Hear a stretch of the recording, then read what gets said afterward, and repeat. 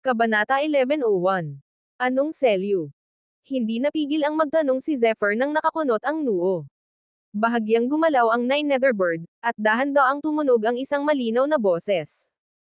Ang lihim na lupain ng immortalidad na ito ay nilikha ng matandang magnanakaw para sa kapakanan ng pamana ng kanyang mga inapo. Ang lihim na lupain ng immortalidad na ito ay nahahati sa 9 na espasyo, at bawat espasyo ay magkakaiba. Gayunpaman, napakahirap itago ang mga lihim mula sa mga taong martial artist. Sa makatuwid, kahit na ang lakas ng matandang magnanakaw ay nakakagulat, alam niya na ang lihim na lupain ng immortalidad na ito ay hindi maaaring itago. Sa makatuwid, upang makuha ng kanyang mga inapo ang kanyang pinakamalakas na mana, ang posibilidad na mabuksan ng isang ordinaryong tao ang ika-8 at ika-9 na espasyo sa lihim na lugar na ito ay napakababa. Pagkasabi nito, biglang nagbago ang mukha ni Zephyr, at ang kanyang mga mata ay puno ng sinag ng Diyos habang dahan-dahan niyang sinasabi. Ibig bang sabihin niyan ay lahat ng disipulong papasok sa lihim na lupain ay maaari lamang makapasok sa level 7 space ng pinakamarami? Hindi ganoon ang kaso. Nagpatuloy si Wang Zhao. Kung mayroon kang magagandang oportunidad, maaari ka ring magbukas ng mga espasyo sa level 8 at siyam. Gayunpaman, medyo mahirap ito maliban kung ikaw ay talagang swerte. Gayunpaman, malinaw na nakita ni Zephyr na sa mga salita ng Wang Zhao at ng Nine Netherbird, mayroong matinding pagkabigla sa kanilang malademonyong mga mata. Maaari kayang ang pagbabago sa espasyo ay may kinalaman sa espasyong ito na nasa antas 8 o siyam. Hindi napigilan ni Zephyr na sabihin. Hindi. Mas seryoso pa yan kaysa rito. Ang mga mata ng Nine Netherbird ay lalong naging seryoso. Ibig mong sabihin sa katunayan, may nagbukas ng espasyo sa ika-10 antas ng Immortality Secret Land. Oo, totoo iyan. Matapos makuha ang tamang sagot, biglang nagbago ang ekspresyon ng mukha ni Zephyr. Kahit hindi nag-iisip, masasabi ng isa kung gaano karaming bagay ang nakatago sa espasyo ng ika-10 antas.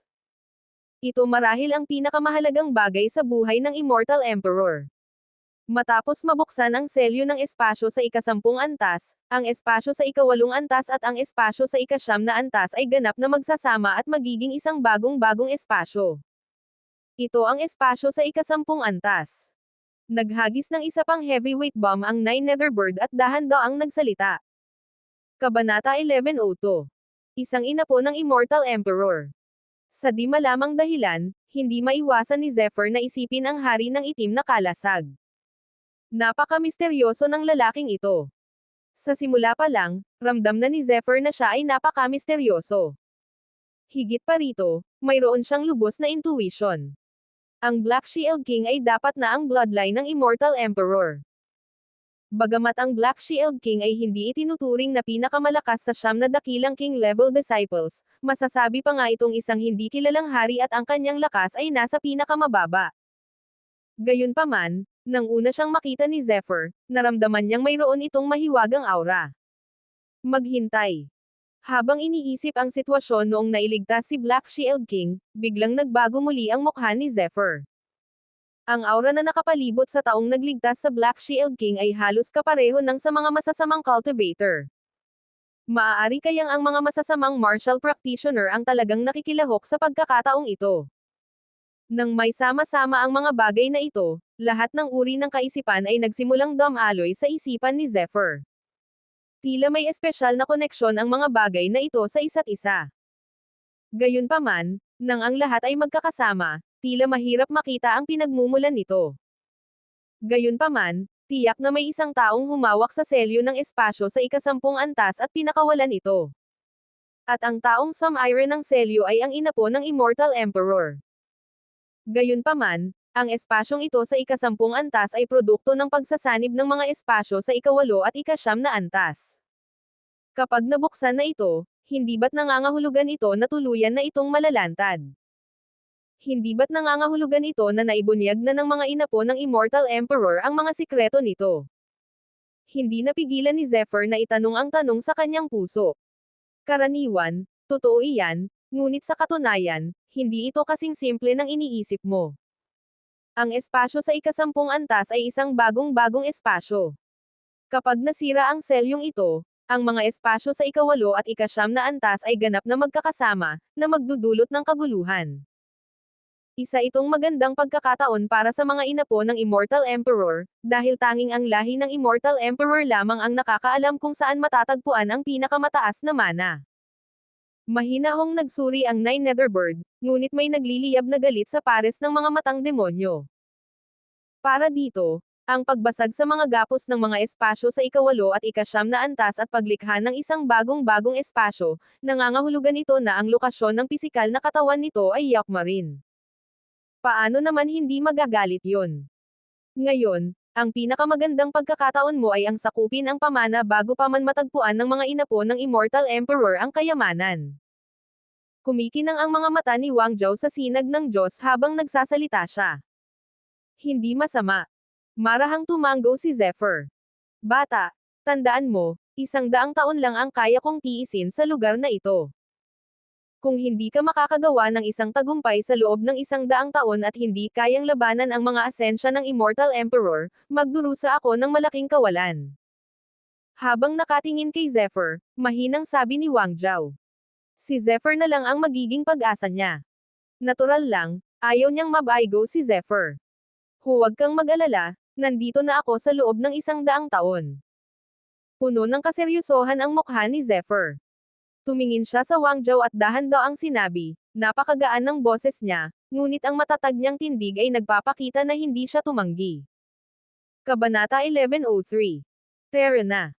Habang nakatingin sa Nine Netherbird, naramdaman ni Zephyr na ang mga pagbabago bago sa ikapitong antas ng espasyo ay lalong lumilinaw. Bang! Kasabay ng mahabang ungol ng Nine Netherbird, mabilis na tumakbo ang dalawang figure sa isang direksyon.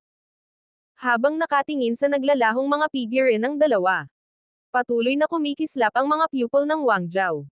Ikaw ba talaga ang pumili sa kanya? Napaka-misteryoso niyang tao. Malinaw na hindi pa rin ito nasa hustong gulang. Ngunit, kung ito nga talaga, maaaring may iligtas ako ng batang ito. Siyam na ibon na Netherbird. Munting bata, dapat ka ring magtrabaho ng husto. Unti-unting nawala ang malalim na boses. Pagkatapos nito, nagpatuloy sa pagtatago ang dragang baha sa lawan ng dragang baha. Nayanig ang kawalan. Nakakalokang kilig.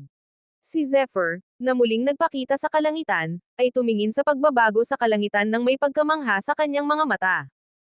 Hindi mabilang na bugzo ng hangin ang nagsimulang umihip sa kalangitan. Ang malakas na hangin ay hindi mas mahina kaysa sa malakas na hanging naranasan niya noon. Sumikat ang mga apoy, nabasag ang lupa, at ang walang katapusang mga kidlat ay naging isang walang katapusang dagat ng kidlat. Hamog na nagyelo, hangin, sinag ng Diyos, nagliliyab na apoy, mga bato sa bundok. Marahas na nagbabago ang lahat sa espasyong ito na para bang kontrolado sila ng isang mahiwagang kapangyarihan. Isang sakuna. Isang walang katapusang sakuna.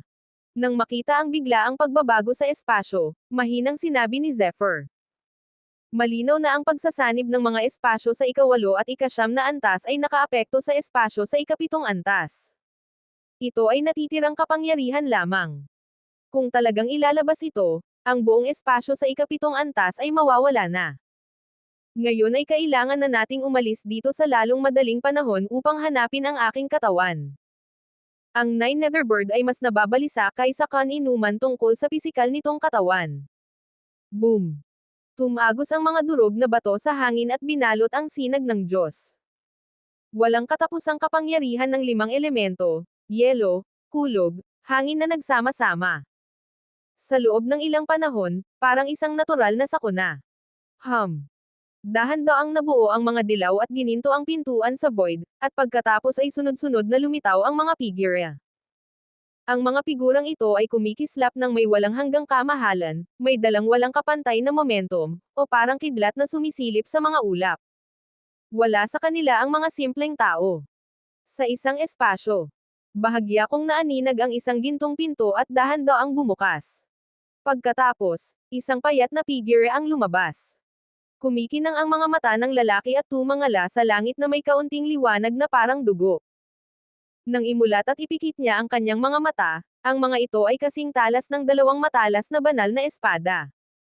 Sa kanyang balikat, Isang itim na ibon na may sinaunang aura ang nakatayo roon at eleganteng sinukli ang buhok nito.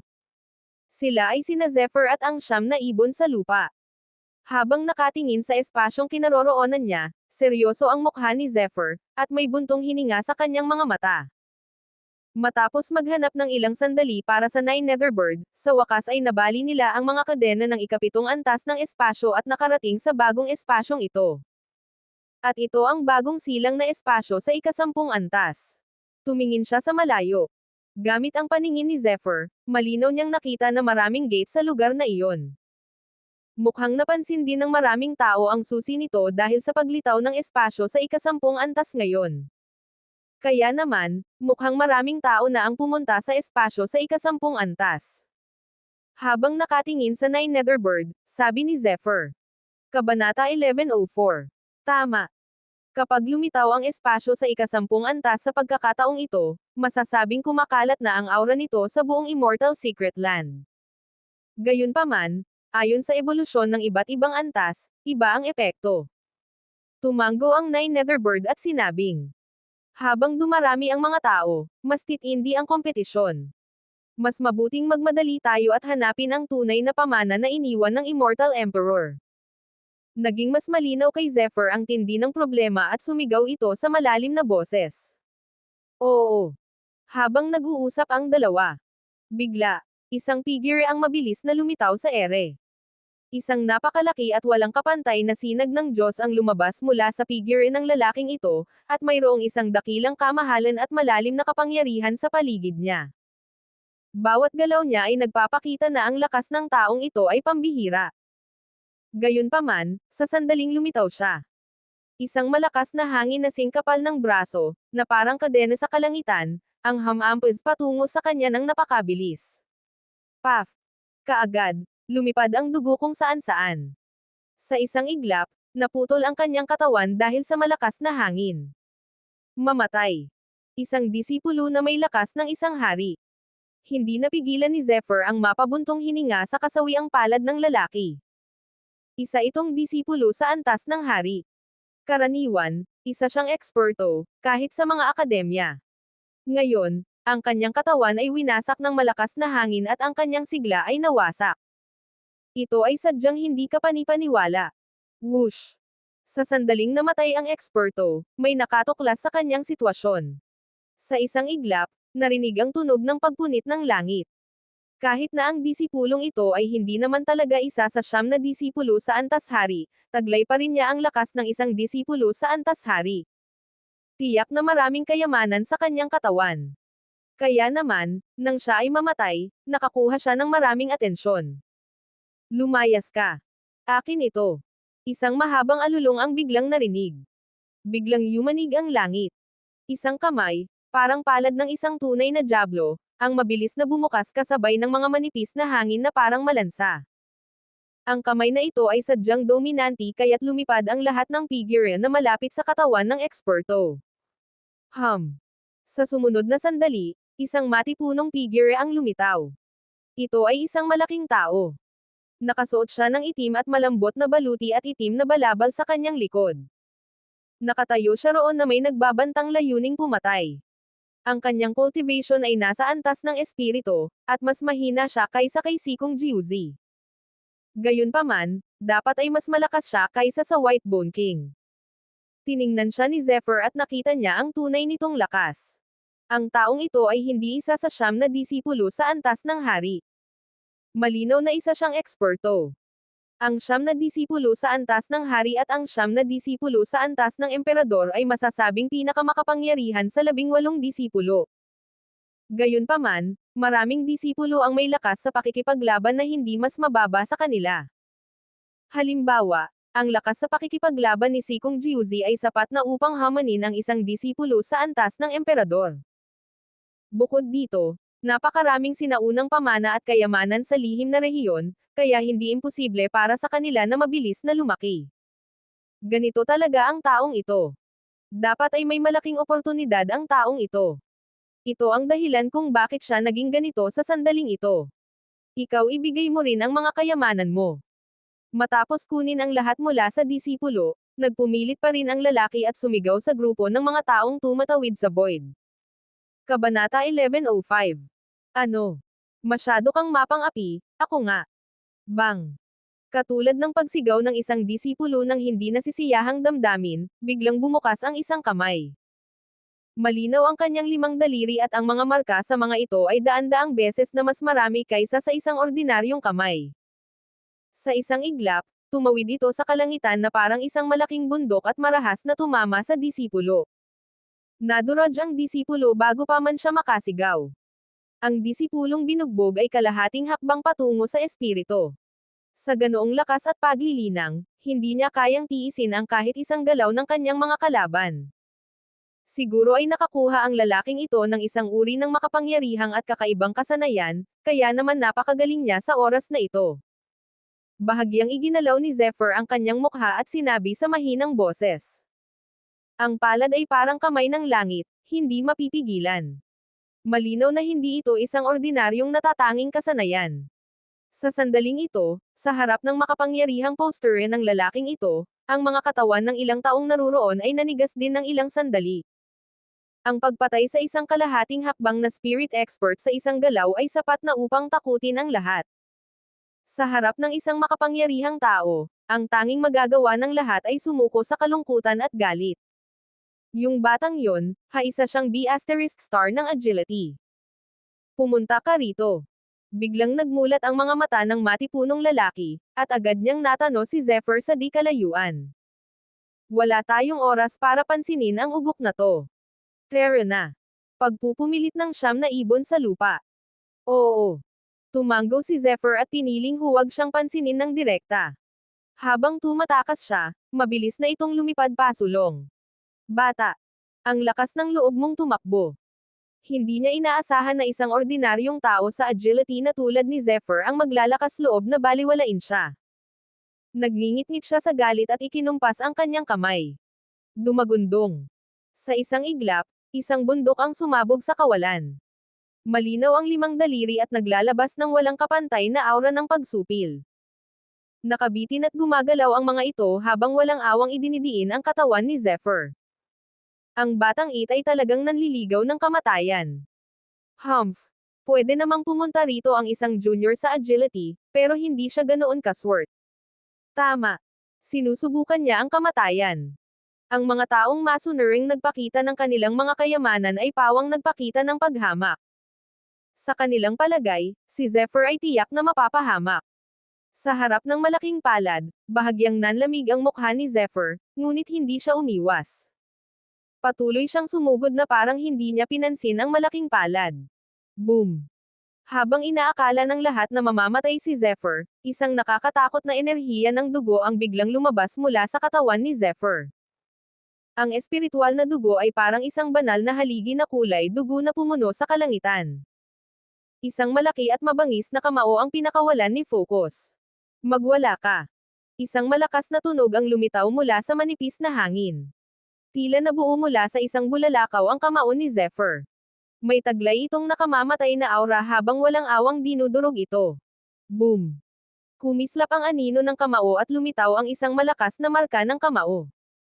Parang bagyo, tinamaan nito ang malaking bakas ng kamay ng kalaban. Ang buong espasyo, sa loob ng radius na 10,000 metro, ay tila sumabog at naging isang malakas na bagyo sa ilalim ng maliwanag na liwanag. Isang nakakatakot na bagyo ang bumalat dito.